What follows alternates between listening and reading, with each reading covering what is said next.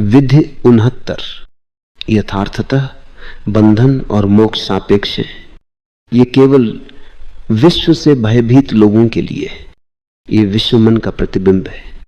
जैसे तुम पानी में एक सूर्य के अनेक सूर्य देखते हो, वैसे ही बंधन और मोक्ष को देखो। ये बहुत गहरी विधि है। ये गहरी से गहरी विधियों में से एक है और विरले लोगों ने ही इसका प्रयोग किया है। जैन इसी विधि पर आधारित है। ये विधि बहुत कठिन बात कह रही है, समझने में कठिन, अनुभव करने में कठिन नहीं, परंतु पहले समझना जरूरी है।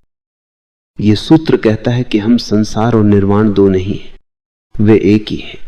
स्वर्ग और नरक दो नहीं है, वे एक ही हैं। वैसे ही बंधन और मोक्ष दो नहीं है, वे भी एक ही हैं। ये समझना कठिन है क्योंकि हम किसी चीज को आसानी से तभी सोच पाते हैं जब वह ध्रुवीय विपरीतता में बंटी हो। हम कहते हैं कि यह संसार बंधन है, इससे छूटा जाए और मुक्त हुआ जाए। तब मुक्ति कुछ है जो बंधन के विपरीत है, जो बंधन नहीं है। लेकिन यह सूत्र कहता है कि दोनों एक हैं। मोक्ष और बंधन एक हैं, और जब तक तुम दोनों से नहीं मुक्त होते तुम मुक्त नहीं हो। बंधन तो बांधता ही है, मोक्ष भी बांधता है। बंधन तो गुलामी है ही, मोक्ष भी गुलामी है। इसे समझने की कोशिश करो। उस आदमी को देखो जो बंधन के पार जाने की चेष्टा में लगा है। वो क्या कर रहा है? वो अपना घर छोड़ देता है, परिवार छोड़ देता है, धन दौलत छोड़ देता है, संसार की चीजें छोड़ देता है, समाज छोड़ देता है, ताकि बंधन के बाहर हो सके, संसार की जंजीरों से मुक्त हो सके। लेकिन तब वो अपने लिए नई जंजीरें गढ़ने लगता है, और वे जंजीरें नकारात्मक हैं, परोक्ष हैं। मैं एक संत को मिला जो धन नहीं छूते। वे बहुत सम्मानित संत हैं। उनका सम्मान वे लोग करेंगे जो धन के पीछे पागल हैं। ये व्यक्ति उनके विपरीत ध्रुव पर चला गया है। अगर तुम उनके हाथ में धन रख दो तो वे उसे ऐसे फेंक देंगे जैसे वो जहर हो, या तुमने उनके हाथ पर सांप रख दिया हो, वे उसे फेंक ही नहीं देंगे। वे आतंकित हो उठेंगे, उनका शरीर कांपने लगेगा। क्या हुआ है? वे धन से लड़ रहे हैं। वे पहले अवश्य ही लोभी व्यक्ति रहे होंगे, तभी वे दूसरी अति पर पहुंच गए हैं। उनकी धन की पकड़ अत्यंत रही होगी।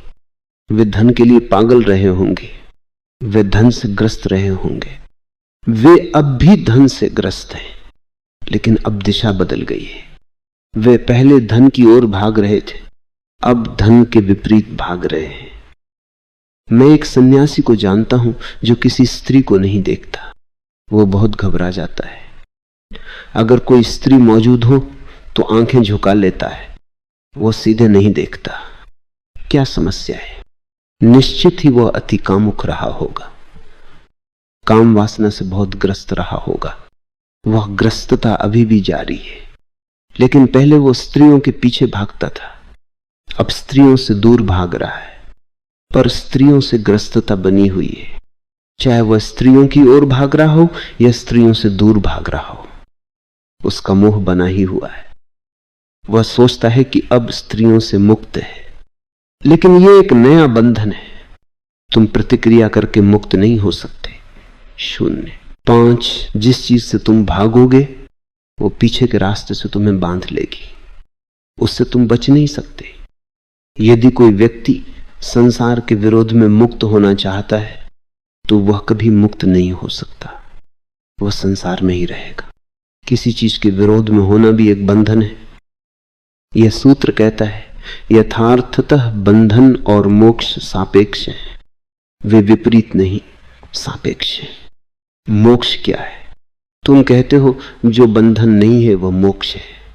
और बंधन क्या है? तुम कहते हो जो मोक्ष नहीं है वह बंधन है। तुम एक दूसरे से उनकी परिभाषा करते हो।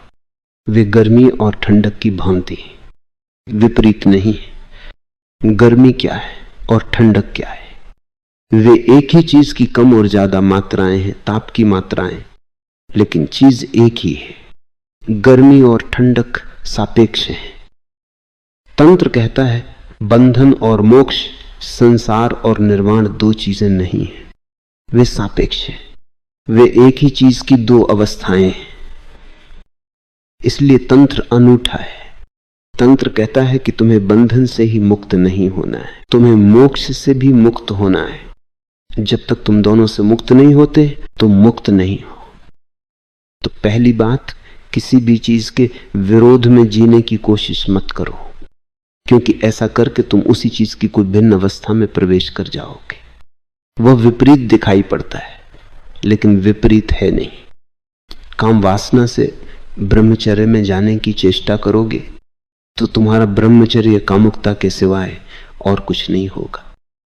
लाभ से अलोभ में जाने की चेष्टा मत करो, क्योंकि वो अलोभ भी सूक्ष्म लोभ ही होगा। इसीलिए यदि कोई परंपरा अलोभ सिखाती है तो उसमें भी तुम्हें कुछ लालच देती है। जो लोग लोभी हैं पर लोभ के लोभी हैं, वे इस उपदेश से बहुत प्रभावित होंगे। वे इसके लालच में बहुत कुछ छोड़ने को तैयार हो जाएंगे कि अगर तुम लोभ को छोड़ दोगे तो तुम्हें परलोक में बहुत मिलेगा। लेकिन पाने की प्रवृत्ति, पाने की चाह बनी रहती है, अन्यथा लोभी आदमी अलोभ की ओर क्यों जाएगा? उसके लोभ की सूक्ष्म तृप्ति के लिए कोई अभिप्राय, कोई हेतु तो चाहिए ही। तो विपरीत ध्रुवों का निर्माण मत करो। सभी विपरीतताएं परस्पर जुड़ी हैं, वे एक ही चीज की भिन्न भिन्न मात्राएं हैं। और अगर तुम्हें इसका बोध हो जाए तो तुम कहोगे कि दोनों ध्रुव एक हैं। अगर तुम ये अनुभव कर सको और ये अनुभव तुम्हारे भीतर गहरा हो सके तो तुम दोनों से मुक्त हो जाओगे। तब तुम न संसार चाहते हो न मोक्ष। वास्तव में तब तुम कुछ भी नहीं चाहते हो, तुमने चाहना ही छोड़ दिया और उस छोड़ने में ही तुम मुक्त हो गए। इस भाव में ही कि सब कुछ समान है, भविष्य गिर गया। अब तुम कहां जाओगे? यदि काम वासना और ब्रह्मचर्य एक हैं तो कहां जाना है? यदि लोभ और अलोभ एक है, हिंसा और अहिंसा एक है, तो फिर जाना कहां है? कहीं जाने को न बचा। सारी गति समाप्त हुई, भविष्य ही न रहा। तब तुम किसी चीज की भी कामना नहीं कर सकते, क्योंकि सब कामनाएं एक ही हैं। फर्क केवल परिमाण का होगा। कभी कभी मैं लोगों से पूछता हूं, जब वे मेरे पास आते हैं, मैं पूछता हूं सच में तुम क्या चाहते हो? उनकी चाह तुमसे ही पैदा होती है। वे जैसे हैं उसी में उनकी जड़ होती है। अगर कोई लोभी है तो वह अलोभ की चाह करता है। अगर कोई कामी है तो वह ब्रह्मचर्य की कामना करता है। कामी काम वासना से छूटना चाहता है, क्योंकि वह उससे पीड़ित है, दुखी है। लेकिन ब्रह्मचर्य की यह कामना उसकी कामुकता में ही जड़ित है। लोग पूछते हैं इस संसार से कैसे छूटा जाए? संसार उन पर बहुत भारी पड़ रहा है। वे संसार के बोझ के नीचे दबे जा रहे हैं और वे संसार से बुरी तरह चिपके भी हैं, क्योंकि जब तक तुम संसार से चिपकते नहीं हो तब तक संसार तुम्हें बोझिल नहीं कर सकता। ये बोझ तुम्हारे सिर में है और उसका कारण तुम हो, बोझ नहीं। तुम इसे ढो रहे हो। लोग सारा संसार उठाए और फिर वे दुखी होते हैं। विपरीत कामना का उदय होता है और वे विपरीत के लिए लालायित हो उठते हैं। पहले वे धन के पीछे भाग रहे थे, अब वे ध्यान के पीछे भाग रहे हैं। पहले वे इस लोक में कुछ पाने के लिए भाग दौड़ कर रहे थे, अब वे परलोक में कुछ पाने के लिए भाग दौड़ कर रहे हैं। लेकिन भाग दौड़ जारी है और भाग दौड़ ही समस्या है। विषय अप्रासंगिक है, कामना समस्या है। क्या समस्या है? तुम क्या चाहते हो? यह अर्थपूर्ण नहीं। तुम चाहते हो, यही समस्या है। और तुम चाह के विषय बदलते रहते हो। आज तुम क्या चाहते हो, कल क्या चाहते हो, और तुम समझते हो कि मैं बदल रहा हूं। और फिर परसों तुम ग चाह करते हो और तुम सोचते हो कि मैं रूपांतरित हो गया। लेकिन तुम वही हो। तुमने की चाह की, तुमने क्या की चाह की, और तुमने ही गे की चाह की, लेकिन कुख गे सब तुम नहीं हो। 0 5 तुम तो वो हो जो चाहता है, जो कामना करता है, और वो वही का वही रहता है। तुम बंधन चाहते हो और फिर उससे निराशा हो जाते हो, ऊब जाते हो, और तब तुम मोक्ष की कामना करने लगते हो। लेकिन तुम कामना करना जारी रखते हो, और कामना बंधन है, इसलिए तुम मोक्ष की कामना नहीं कर सकते। चाह ही बंधन है, इसलिए तुम मोक्ष नहीं चाह सकते। जब कामना विसर्जित होती है तो मोक्ष है, चाह का छूट जाना ही मोक्ष है। इसीलिए यह सूत्र कहता है, यथार्थतः बंधन और मोक्ष सापेक्ष है, तो विपरीत से ग्रस्त मत हो। यह केवल विश्व से भयभीत लोगों के लिए है। बंधन और मोक्ष ये शब्द उनके लिए है जो विश्व से भयभीत है। यह विश्व मन का प्रतिबिंब है। तुम संसार में जो कुछ देखते हो वह प्रतिबिंब है। अगर वह बंधन जैसा दिखता है तो उसका अर्थ है कि वह तुम्हारा ही प्रतिबिंब है, और अगर यह विश्व मुक्ति जैसा दिखता है तो भी वह तुम्हारा प्रतिबिंब है।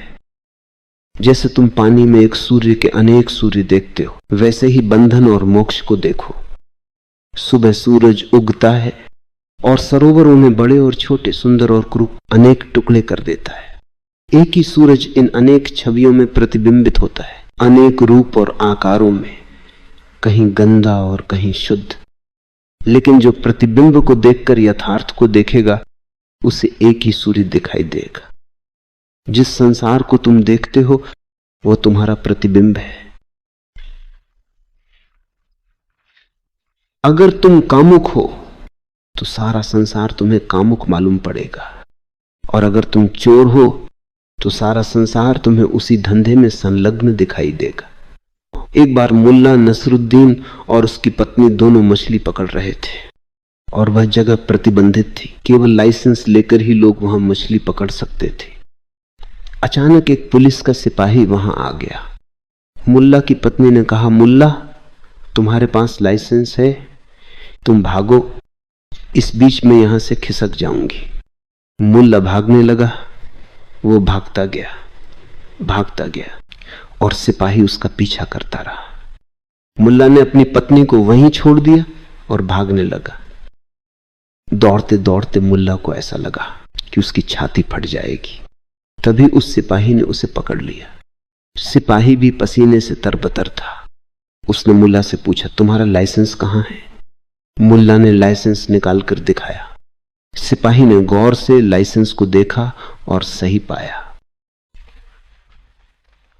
और तब उसने पूछा, नसरुद्दीन फिर तुम भाग क्यों रहे थे? तुम्हारे पास तो लाइसेंस था। मुल्ला ने कहा, मैं एक डॉक्टर के पास जाता हूं और वह कहता है कि भोजन के बाद आधा मील दौड़ करो। सिपाही ने कहा, लेकिन ये तो ठीक है, पर तुम देख रहे थे कि मैं तुम्हारे पीछे भाग रहा हूं, चिल्ला रहा हूं, तब तुम क्यों नहीं रुके? मुल्ला ने कहा, मैं समझा कि शायद तुम भी उसी डॉक्टर के पास जाते हो। बिल्कुल तर्कसंगत है, यही हो रहा है। तुम अपने चारों ओर जो कुछ देखते हो वो तुम्हारा प्रतिबिंब ज्यादा है, यथार्थ कम। तुम अपने को ही सब जगह प्रतिबिंबित देख रहे हो, और जिस क्षण तुम बदलते हो तुम्हारा प्रतिबिंब भी बदल जाता है, और जिस क्षण तुम समग्रतः मौन हो जाते हो, शांत हो जाते हो, सारा संसार भी शांत हो जाता है। संसार बंधन नहीं है, बंधन केवल एक प्रतिबिंब है। 0 5 संसार मोक्ष भी नहीं, मोक्ष भी प्रतिबिंब है। बुद्ध को सारा संसार निर्वाण में दिखाई पड़ता है, कृष्ण को सारा जगत नाचता गाता आनंद और उत्सव में मग्न दिखाई पड़ता है। उन्हें कहीं कोई दुख नहीं दिखाई देता। लेकिन तंत्र कहता है तुम जो भी देखते हो वह प्रतिबिंब ही है। जब तक सारे दृश्य विदा नहीं हो जाते, जब और शुद्ध दर्पण नहीं बचता, प्रतिबिंब रहित दर्पण वही सत्य है। अगर कुछ भी दिखाई देता है तो वह प्रतिबिंब ही है। सत्य एक है, और एक बार ये समझ में आ जाए, सिद्धांत के रूप में नहीं, अस्तित्वगत अनुभव के द्वारा, तो तुम मुक्त हो जाते हो। बंधन और मोक्ष दोनों से मुक्त। इसे इस ढंग से देखो, जब तुम बीमार होते हो तो स्वास्थ्य की कामना करते हो। यह स्वास्थ्य की कामना तुम्हारी बीमारी का ही अंग है। अगर तुम स्वस्थ हो तो तुम स्वास्थ्य की कामना नहीं करोगे। कैसे करोगे? अगर तुम सच में स्वस्थ हो तो फिर स्वास्थ्य की चाह कहां है? उसकी जरूरत नहीं। अगर तुम यथार्थतः स्वस्थ हो तो तुम्हें महसूस ही नहीं होगा कि मैं स्वस्थ हूं। सिर्फ बीमार रोगग्रस्त लोग ही महसूस कर सकते हैं कि हम स्वस्थ हैं। उसकी जरूरत क्या है? तुम कैसे महसूस कर सकते हो कि तुम स्वस्थ हो? अगर तुम सदा से स्वस्थ रहे हो, अगर तुम स्वास्थ्य में ही पैदा हुए और कभी बीमार नहीं हुए, तो क्या तुम कभी अपने स्वास्थ्य को महसूस कर सकोगे? स्वास्थ्य तो है, लेकिन उसका एहसास नहीं हो सकता। उसका एहसास तो विपरीत के द्वारा, विरोधी के द्वारा ही होता है। विपरीत के द्वारा ही उसकी पृष्ठभूमि में ही किसी चीज का अनुभव होता है। अगर तुम बीमार हो तो स्वास्थ्य का अनुभव कर सकते हो, और अगर तुम्हें स्वास्थ्य का अनुभव हो रहा है तो निश्चित जानो कि तुम अभी भी बीमार हो।